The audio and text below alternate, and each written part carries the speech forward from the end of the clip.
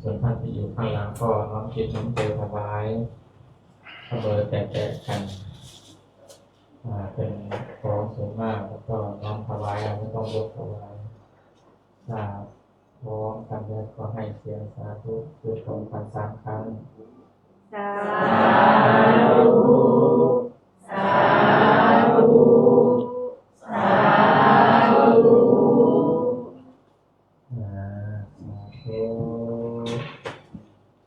เราก็อยากนั่งที่เดิมด้วยวิทยาบทสบายเพื่อไม่ให้เป็นการเสียเวลาไม่ใช่เหมือนทางการยุทธนาจะปาลบข่าว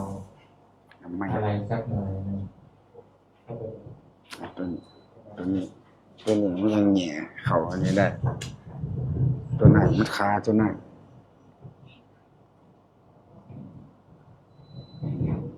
ได้ยินบ่ล่ะดังบ่ห้าถือเอาแล้วนะถือเอาดีกว่า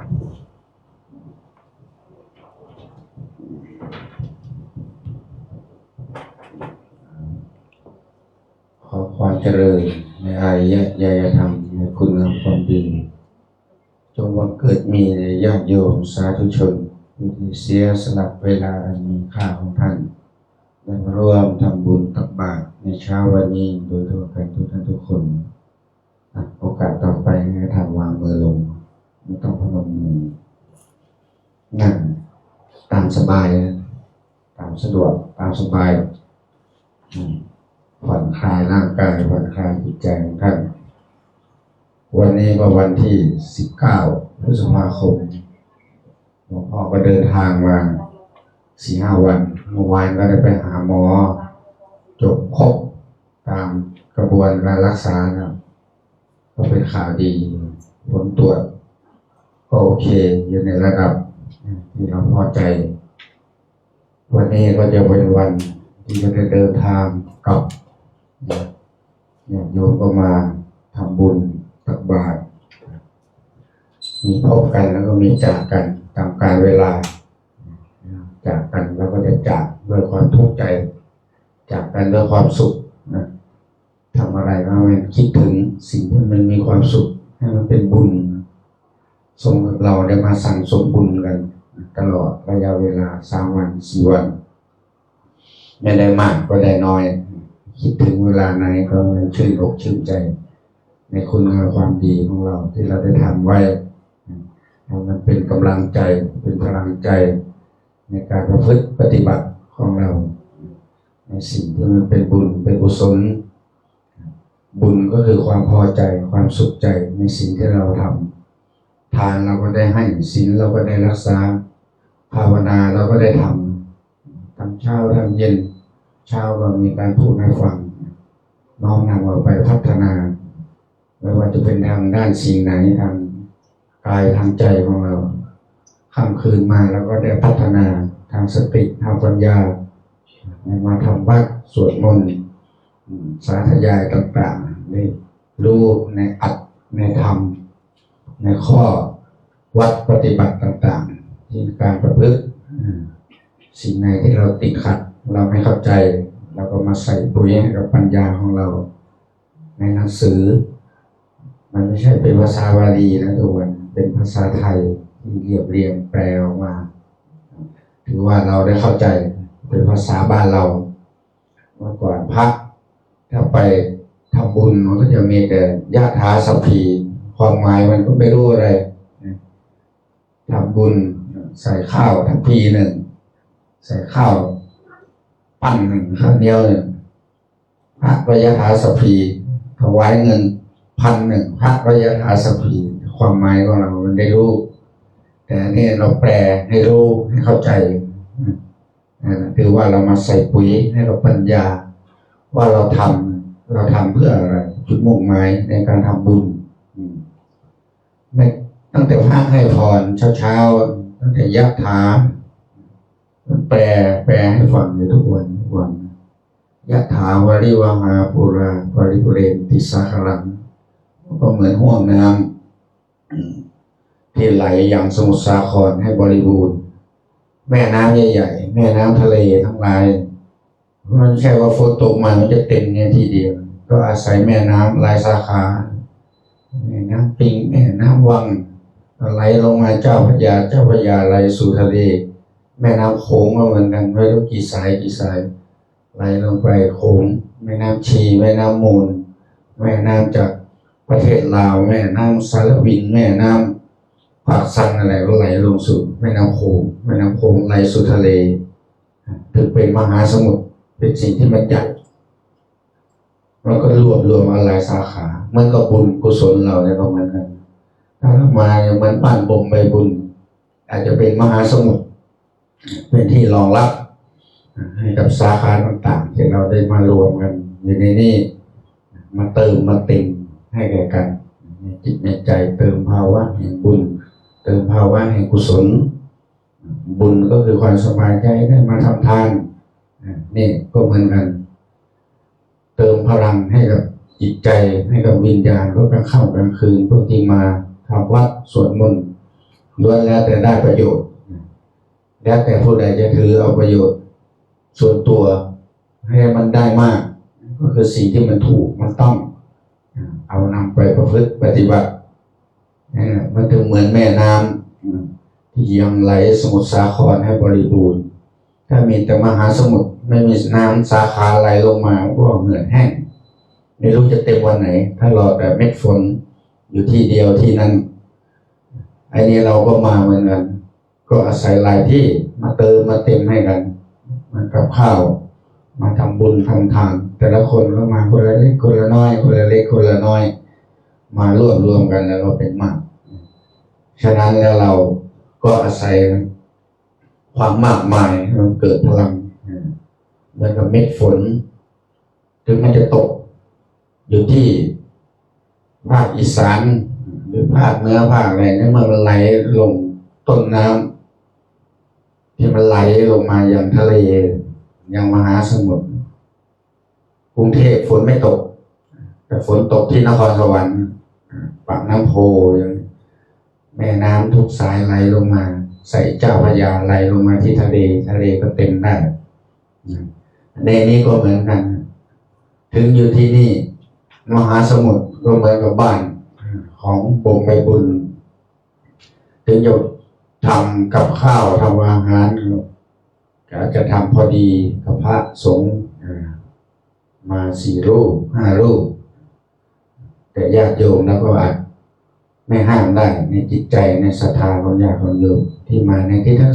4ไหลมารวบรวมเมื่อเช้าในโรงงานจากนครปฐมเป็นคันรถเอามาสมทบกันก็อยากจะได้บุญปรารถนาบุญเหมือนกันมาเติมเต็มในสิ่งที่มันเป็นบุญเป็นกุศลเราถึงว่าแต่ละสิ่งแต่ละอย่างมันก็มามันไม่ได้อยู่ที่เดียวไม่ได้เกิดที่เดียวภาวะแห่งบุญเหมือนกับเทียนเราถ้าเทียนเล่มเดียวจุดอยู่นี้มันก็ไม่สว่างไฟเห็นไหมเราเปิดออกดวงเดียวสว่างไหมในบ้านไม่สว่างหลายๆดวงเป็น10-20ความสว่างมันเกิดขึ้นบุญของเราก็เหมือนกันเหมือนโยมนะครับมาเห็นคนอื่นปลื้มปีติในบุญในกุศลในทานเขาก็พลอยปลื้มจิตปลื้มใจไปด้วยบุญมันก็เกิดขึ้นทวีคูณขึ้นไปมันไม่หมดนะสิ่งเหล่านี้บุญต่อบุญต่อบุญกันไปเรื่อยๆเราอย่าไปตระหนี่ในบุญในกุศลไม่ใช่ว่าโอ้ครูบาอาจารย์ว่าคนอื่นมาไม่ต้องเอาหรอกฉันเอาคนเดียวไอ้นี่มันไม่ได้หวงบุญมันไม่ได้บุญได้เหมือนเรามาเนี่ยเราได้ด้วยกันทุกคนเจ้าว่ายิ่งได้เยอะกว่าเพื่อนบริการให้คนอื่นก็มาได้บุญจากเขาไปอีกทีถ้าเราไม่มาที่นี่พวกโยมก็ไม่ได้มาบุญมาเอาบุญที่นี่มันก็มาทำบุญไม่ได้มาที่บ้านบุญไปบุญพอมาที่นี่ก็คือเป็นต้นบุญเป็นที่รวมแห่งบุญก็เหมือนแม่น้ำเมื่อทะเลเป็นที่รวมไว้มันไม่มีเหือดมีแห้งนะทีนี้ถ้าเราเป็นสาขาอื่นแห้งแต่น้ำในมหาสมุทรมันไม่แห้งของเราก็เหมือนกันมันอยู่ที่นี่เรามาคิดถึงเวลาไหนเรารวมกันอยู่ในนี่เป็นบุญแม้แต่คนที่ตายไปเราอุทิศบุญกุศลไปให้ ไปย่อมได้รับนะยะทานเสร็จแล้วยะทานให้ผีสัพพีให้คนนะการให้พรนะเวลาเราจะรู้ว่าคนตายไปแล้วจะได้บุญไหมแล้วก็ฟังพระให้พรนะแปลไม่งั้นก็เปิดหนังสืออ่านดูนะทานที่ท่านอุทิศให้แล้วแต่โลกนี้ย่อมสำเร็จประโยชน์แก่ผู้ที่ละโลกนี้ไปแล้วได้ฉะนั้นมันไม่ใช่ว่าเรามานะมันจะไม่ได้ถ้าไม่ได้พระพุทธเจ้าถ้าบอกคงไม่สอนให้เราทำบุญนะให้ทานนะในศาสนาในไตรสิกขาเนี่ยก็ยังมีทานมีศีลมีภาวนาเป็นหลักๆสำหรับโยมสำหรับพระก็มีศีลมีสมาธิมีปัญญาเพราะพระท่านทานความสุขทานออกมาเกือบหมดแล้วให้กามคุณแต่ญาติโยมยังตัดในสิ่งเหล่านั้นไม่ได้ก็เลยต้องมาเริ่มต้นที่ทานศีลภาวนาก็มาเป็นผู้อุ้มชูดูแลให้กำลังใจให้อาหารทางกายกับสมณะชีพราหมณ์ทั้งหลายผู้ประพฤติปฏิบัติส่วนภาคสงฆ์ก็มาให้อาหารทางใจแก่ญาติโยมก็คือผู้นำพาทางจิตทางวิญญาณให้เดินเข้าสู่อริยญาณธรรมแห่งศีลแห่งธรรมพัฒนาชีวิตจิตใจของเราให้ก้าวข้ามกับความทุกข์โศกปริเทวะทุกสิ่งทุกอย่างที่มันเกิดขึ้นถ้าเราไม่มีผู้นำทางจิตทางวิญญาณให้เราเนี่ยเราก็จะเดินหลงทางอยู่การที่เราหลงทางไปแล้วมันออกไปจากวังวนแห่งความถูกต้องทางมรรคทางผลแล้วมันก็ช้าเรายังเวียนว่ายตายเกิดอยู่ในไม่รู้กี่ภพกี่ชาติกันจิตสังขารของเรามันก็ไปของมันอยู่เรื่อยๆมันไม่ได้อยู่กับที่ถึงตายไปแล้วเนี่ยกายเน่าเข้าโลงเผาอยู่จิตวิญญาณของเรามันก็ยังไปที่ใหม่ของมันปฏิสนธิอยู่ที่อื่นอยู่ล่ำไปตราบใดที่เรายังทำความดับลงไม่เหลือทำจิตให้มันอัสดงลงไม่มีที่ตั้งถ้าเรายังมีการปรุงแต่งใช้อุปทานสังขารปรุงแต่งในสิ่งต่างๆในรูปในเวทนาในสัญญาในสังขารของเราก็ยังเวียนว่ายตายเกิดอยู่อย่างนั้นถ้าเราดับสิ่งเหล่านี้ลงไปแล้วไม่เหลือไม่มีการปรุงแต่งจิตมาระงับมันไม่คิดอนาคตไม่มีอดีตไม่มีอยู่ในปัจจุบัน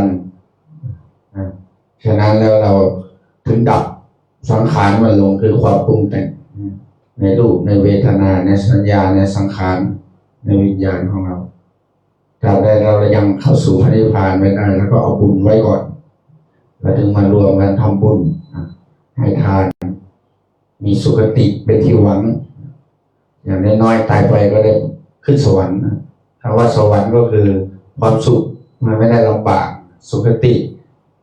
เกิดอยู่ในกองเงินกองทองไม่ต้องมาลำบากถ้าลำบากความทุกข์ความเล่าร้อนเนี่ยเรียกว่านรกทุกขติความยากความจนเนี่ยมันเป็นทุกข์นะทุกข์กายทุกข์ไม่มีเงินใช้ทุกข์ไม่มีข้าวจะกินอันนั้นทุกข์เรียกว่าทุกข์ถ้าทุกข์แล้วมันก็เป็นอะไรเขาเรียกว่ามันเป็นนรกความเล่าร้อนในใจถ้าเรามีความสุขเรียกว่าสวรรค์มันเป็นที่รวมแห่งความเวียนว่ายตายเกิดอยู่ตลอดการที่เราทำทานมันก็มีบุญอยู่ในระดับต้นๆอยากสามารถส่งให้เราได้เป็นเทวดาเป็นราชามหากษัตริย์เป็นพระอินทร์พระพรหมก็อาศัยทานอาศัยศีลแล้วนี่แต่การที่เราจะดับไม่เหลือไม่ให้มาเกิดในโลกนี้ก็คือการภาวนาการทำจิตสังขารของเราให้มันดับลงเราจะทำยังไงทำไม่ได้แล้วก็เอาบุญไว้ก่อนถือเอาบุญถือเอาประโยชน์แห่งบุญไว้อย่างน้อยๆมาทำบุญเนี่ยนี่ตายไปแล้วก็จะได้เป็นผู้ไม่อดไม่หิวอานิสงส์ของทานทำให้เราได้ร่ำรวยเป็นเศรษฐีผิวพรรณวรรณะผ่องใสมีข้าราชบริวารไปทางไหนมีคนเคารพนับถือศรัทธาโดยอานิสงส์ของทานในสิ่งเหล่านี้ มันก็แล้วแต่ทานันดรเราให้สิ่งที่ปราณีตเราก็ยอมได้สิ่งที่มันปราณีตตอบกลับมาถ้ามันไม่ได้เราก็ทำจิตใจของเราให้มันได้ทานในเบื้องต้นให้มันได้อย่างน้อยๆก็ให้เราได้เดินทางสู่สวรรค์สู่สุคติเหมือนพระพุทธเจ้าท่านทำไมท่านถึงมาตรัสรู้ในโลกมนุษย์เพราะว่าความเป็นสุขก็คือเทวดาถ้าอยากเป็นเทวดาใช่ไหมเราปรารถนาอยากจะเป็นเทวดาเทวดาก็อยู่บนสวรรค์สวรรค์ก็คือความสุขญาติโยมมีเงินมีทองก็เป็นเทวดาได้เรียกว่าเทวดาเพราะว่ามันไม่ทุกข์อยากจะได้อะไรก็เนรมิตเอาเหมือนเทวดาเรียกว่าเทวดาแต่ในใจความเล่าร้อนในจิตในใจไม่มีใครรู้ใครเท่ากับตัวเราเองนะพระพุทธเจ้าถึงมาตรัสรู้อยู่ในโลกมนุษย์มาสอนมนุษย์นี่คือสิ่งที่จะพัฒนาชีวิตได้วิญญาณที่จะพัฒนาให้หลุดให้พ้นไม่ต้องมาเวียนว่ายตายเกิดนั่นก็คือมนุษย์เพราะว่ามันประสบสุขแล้วมันก็ประสบทุกข์ไปด้วยการควบคู่กันไปมีสุขมีทุกข์มีไม่สุขมีไม่ทุกข์เหมือนมีโลกธรรมมีลาภเสื่อมลาภมียศเสื่อมยศมีสุขมีทุกข์มีสรรเสริญมีนินทาแต่ถ้าอยู่ในสวรรค์เรามองไปมันไม่เห็นความทุกข์มันเห็นแต่ความสุขปนเปื้อนกันด้วยกามอารมณ์กามทิพย์อินทิพย์ทุกสิ่งทุกอย่างมันเป็นทิพย์หมดนะฉะนั้นนะท่านถึงลงมาตรัสรู้ที่โลกมนุษย์สอนมนุษย์ให้เข้าสู่ศีลสู่ธรรมได้เทวดาถึงอิจฉาเห็นไหมกว่าจะได้มาเกิดเป็นมนุษย์มาพัฒนาจิตใจได้ฉะนั้นเราได้เกิดมาเป็นมนุษย์แล้วถือว่าเราดีถ้าเรามาเกิดเป็นเทวดาเนี่ยโอ้เทวดาเนี่ยเขาก็ยังต้องรอมาเกิดเป็นมนุษย์อีกเขาถึงจะปฏิบัติให้เข้าสู่พระนิพพานได้แม้แต่พระอินทร์พระพรหมอายุยืนยาวไม่รู้กี่ปีกี่ภพกี่ชาติเราตายไปไม่รู้10 ครั้งเขาตายยังไม่รู้พระอินทร์พระพรหมอายุเป็นกี่ปีสัญญีพรหมพวกนี้โอ้เป็นกลับเป็นกันทั่วโลกแต่สลายไป4 ใบ 5 ใบกว่าเขาจะได้มาเกิดครั้งนั้นนะเราเนี่ยได้เกิดมาเป็นมนุษย์ได้ทำธรรมะของพระพุทธเจ้าแล้วฉะนั้นเราไม่ได้เสียเวลาที่เราเกิดมาถึงเราก็ยังมีพ่อแม่ครูบาอาจารย์ยังพาปฏิบัติยังมีธรรมะของครูบาอาจารย์ให้เราได้สดับรับฟังในสิ่งที่เราไม่เข้าใจบางครั้งมันหลวงพ่อสมภพถึงท่านจะเทศไม่ได้แต่ธรรมะของท่านทุกวันนี้ก็ยังได้ฟังเป็นอมตะอยู่นะได้ยินได้ฟังถ้าไม่ได้แสดงธรรมมาในจะปีที่20เหลืออีก2 เดือนจะครบ20 ปีนะเดือนสิงหาเนี่ยครบ20 ปีที่ท่านไม่ได้แสดงธรรมมาแต่ธรรมะของท่านก็ยังกังวลทุกวันนี้เทคโนโลยีมันมาไกลแล้วทำไมเราจะหาครูบาอาจารย์ไม่ได้สิ่งนี้มันไม่เกินความสามารถของมนุษย์ธรรมะของพระพุทธเจ้าท่านปรินิพพานมา 2,500 กว่าปีเลยมันก็ยังมาเหลือถึงเราก็ยังศึกษาได้รู้ได้เข้าใจดังนั้นเนี่ยมันอยู่ที่เราชอบไหมมีศรัทธาไหมถ้าเรามีความศรัทธามีความภาคเพียรมีความพึงพอใจในการประพฤติปฏิบัติมันไม่ล้าสมัยธรรมะมันเกิดขึ้นสภาวะความจริงอยู่ตลอดเวลาของมันเพียงแต่เราจะใส่ใจ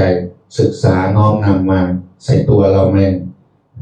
โอปนัญิโกไหมเราจะน้อมเข้ามาใส่ตัวเราไหมถ้าเราน้อมเข้ามาใส่ตัวเราใส่จิตใส่ใจเรามันไม่ได้หนีเราไปไหนธรรมะไม่แต่เราเนี่ยเดินหนีมันถ้าเราเดินหนีเราไม่สนใจมันก็ไม่มาหาเราธรรมโมกุโรกัปปัตตนาพระทายได้ทาดีเป็นธรรมทรงไว้ซึ่งผู้ทรงธรรมจากการตกไปสู่โลกที่ชั่วถ้าเรายังสนใจที่จะประพฤติปฏิบัติในศีลในธรรมในทานในศีลสิ่งเหล่านี้มันก็ยังติดตัวเราอยู่ตลอดแต่ถ้าเราเดินห่างนี้จากมันไปมันก็ไม่ได้เดินตามเรานะสิ่งเหล่านี้มันอยู่ที่ใจเราจะ ทำเอาปฏิบัติเอาธรรมะมันไม่ได้ห่างไกลพระพุทธเจ้าเรื่องบอกธรรมมันยังรักษาผู้ปฏิบัติธรรมผู้ทรงธรรมมันอยู่ถึงท่านจะปรินิพพานไปหลายปี 2,500 กว่าปี 2,600 ปีในพุทธศาสนาแต่ทำไมมันยังให้เห็นผลได้สำหรับผู้ประพฤติปฏิบัติมันก็ยังมีพยานมีหลักฐานเหมือนหลวงพ่อก่อนที่ท่านจะแสดงธรรมออกมาให้เราเข้าใจได้ท่านก็ปฏิบัติมาในธรรมะของพระพุทธเจ้าตามพระไตรปิฎกเห็นผลมันแล้วเนี่ยพระเจ้าตั้งรู้ได้เฉพาะตนท่านจึงเอาคำสอนเหล่านั้นมาสอนเราคุณเป็นลูกศิษย์ให้เดินตามเพื่อที่จะได้รู้เหมือนท่านบ้างดังนั้นเรามันอยู่ที่เราในเมื่อได้ฟังได้ยินได้ฟังเนี่ยถ้าเราสนใจประพฤติปฏิบัติเราก็อยากจะพบจะเจออยู่สุวรรณนะคือมันเป็นของจริงอยู่แล้วมันไม่หนีไปไหนคำสอนเรานั่นมันมีพยานมีหลักฐานก็คือการประพฤติปฏิบัติของเราถ้ามันเป็นปัจจตังเวทิตโพวิญโยนิติเป็นสิ่งที่เราค้นคว้าพบได้เฉพาะตนแล้วโอ้เราก็ถึงบางอ้อไม่ต้องไปทางใครโอ้มันเป็นของจริงประพฤติปฏิบัติมันมีความสุขจริง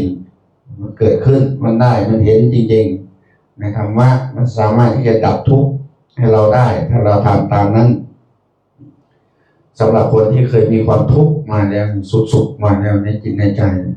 มาปฏิบัติถ้าเห็นแล้วมันจะเข้าใจโอ้มันเป็นความสุขเราปล่อยเราปะเราละเราวาง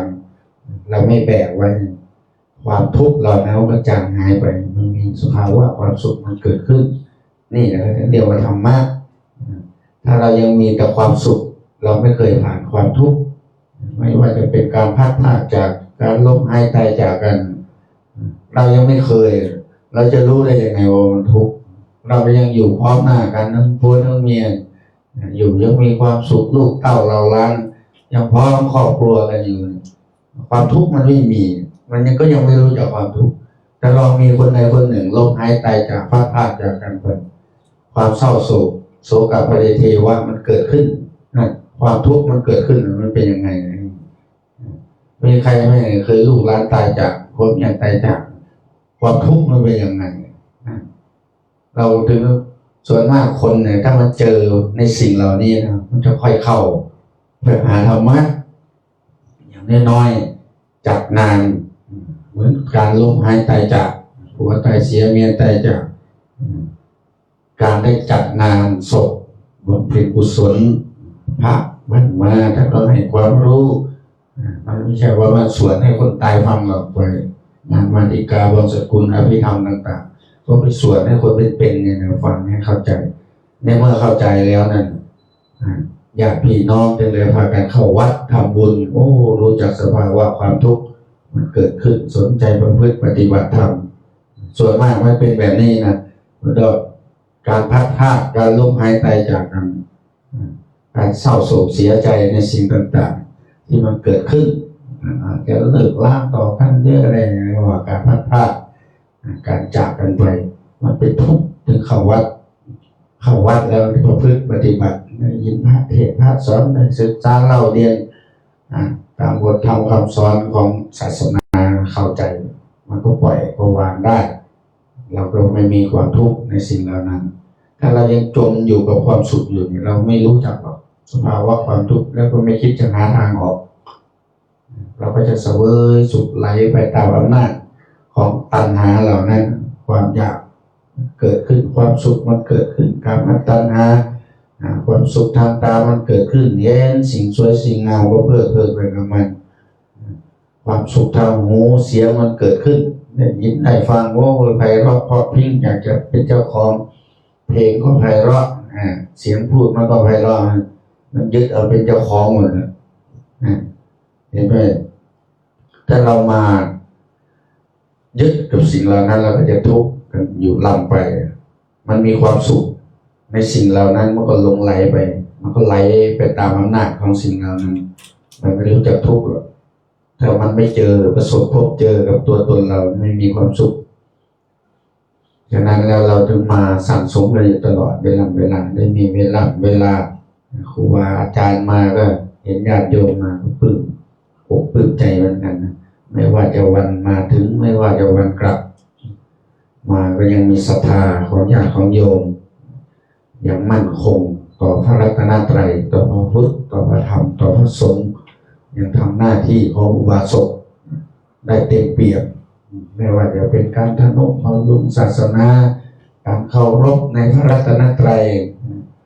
ทำบุญก็ยังไม่พอ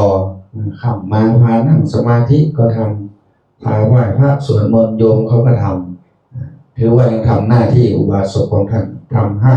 ของอุบาสกไม่มีอะไรทนุบำรุงศาสนามีความเคารพในพระรัตนตรัยไม่แสวงบุญนอกขอบเขตที่มาอยู่นี้ก็เราบอกเราไม่เคยบอกชักชวนให้ญาติโยมไปทำบุญนอกขอบเขตพระพุทธศาสนา